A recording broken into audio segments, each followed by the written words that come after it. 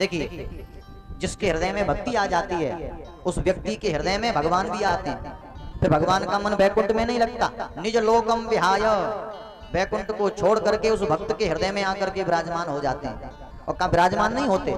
देखो, विराजमान तो आप लोग हो, जब मन होता है खड़े हो गए, जब मन हुआ तब बैठ गए। और भगवान विराजमान होते हैं। वैसे ही भक्ति अपने सूत्र में भगवान को जकड़ लेती है।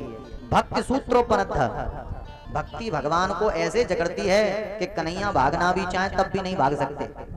अरे भगवान की तो छोड़ो, अगर भक्त भी कहे कि ठाकुर जी चले जाओ तब भी भगवान नहीं जाते, क्योंकि भक्ति भागने नहीं देती। कहते ना, भक्ति का रंग जीवन में चढ़ता नहीं, और अगर चढ़ गया तो फिर भैया उतरेगा नहीं।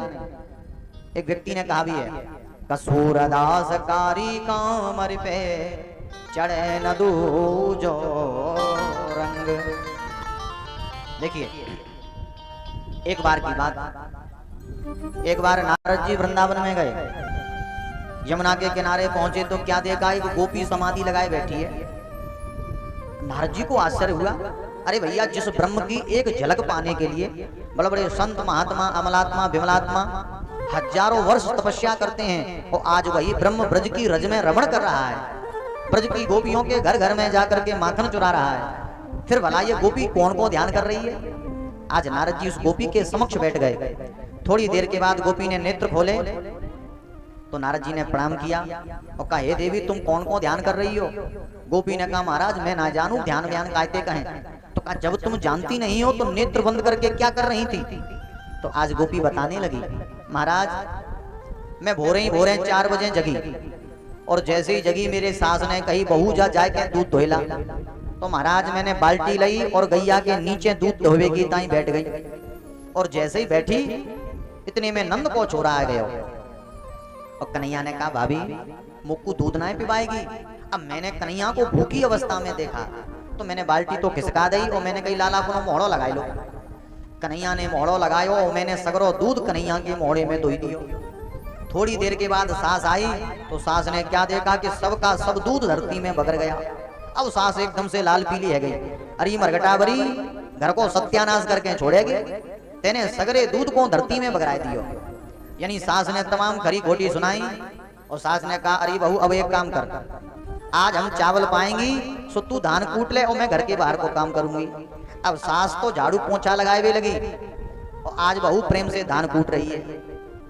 अब धान कूटते कूटते क्या हुआ, सामने से कन्हैया आए गए। अब जैसे ही भगवान को गोपी ने देखा, एकदम से चेहरा घुमा लिया। जानती है इनके चक्कर में मुझे डांट सुननी पड़ती है। अब गोपी ने जैसे ही चेहरा घुमाया सो ही भगवान मुस्कुरा करके बोले, अरे भाभी नाराज है गई का? और जैसे ही कन्हैया ने मुस्कुराए के कहा सो ही भाभी को गुस्सा ठंडो है गयो। आज वो गोपी कन्हैया से बातें करने लगी। अब धीरे धीरे घंटों बीत गए।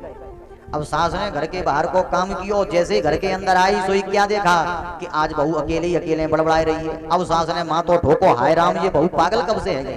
देखिए, संसार में जो व्यक्ति अकेले बातें करता है उसे दुनिया वाले पागल कहते हैं। सास बोली, अरे बहू पागल है गई का? बहू को होश आयो, और जैसे ही गौर से देखा तो क्या देखा, वहां पर कोई नहीं है। और सास ने फिर से तमाम खरी खोटी सुनाई। काऊ काम है ठीक से ना करे, न जाने या को मन कहाँ रहे। सास ने कहा, देख बहू, अब तू जल्दी से पनघट चली जा और पानी भर के ले आ। बहू ने मटका उठाया, और जैसे ही पनघट पर पहुंची, और आज मटके में जल तो भर लिया पर मटका थोड़ा सा भारी। अब बेचारी से ऊंचो ना जाए। अब इतने में आएगा कन्हैया। कन्हैया ने कहा, भाभी मैं मटका ऊंचाऊंगा। आज गोपी ने कहा, कन्हैया ये तो मेरा सौभाग्य है, अगर आप थोड़ा सा सहारा लगा दोगे तो मैं इस मटके को कंधे पर रख लूंगी और अपने घर पहुंच जाऊंगी। तो भगवान ने कहा, यार ये कौन सी बड़ी बात है, ला हम उचाए दें। तो आज कन्हैया ने हाथ लगाया, गोपी ने मटका उठाया, और जैसे ही मटका उठायो धम्मदी से धरती पर गिर गयो, और एकदम से मटका फूट गयो। क्यों? देखिए, गोपी को हर जगह वो कृष्ण नजर आता है, हर जगह वो कन्हैया दिखाई देता है, पर वास्तविकता में वो कन्हैया होता नहीं है कहीं, क्योंकि भगवान गोपी के हृदय में विद्यमान है, इसलिए गोपी को भगवान हर जगह नजर आते हैं। तो गोपी ने सोच लिया, जब तक ये कन्हैया मेरे हृदय में बैठा रहेगा तब तक ये कन्हैया मेरे संसार के किसी भी काम को सही से करने नहीं देगा। तो गोपी ने सोच लिया, अगर आज घर जाऊंगी तो मेरी सास तमाम खरी खोटी सुनाएगी, और कहा ये कन्हैया मुझे सदा डांट खिलवाता है, इसलिए आज मैं इस कन्हैया को हृदय से बाहर निकाल दूंगी। और आज गोपी ने पद्मासन लगाया और नेत्र बंद करके बैठ गए।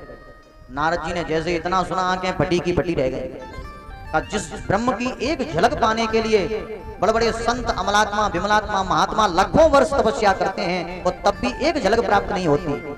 धन्य है ये ब्रज की गोपी जो कन्हैया को हृदय से निकालना चाहती है।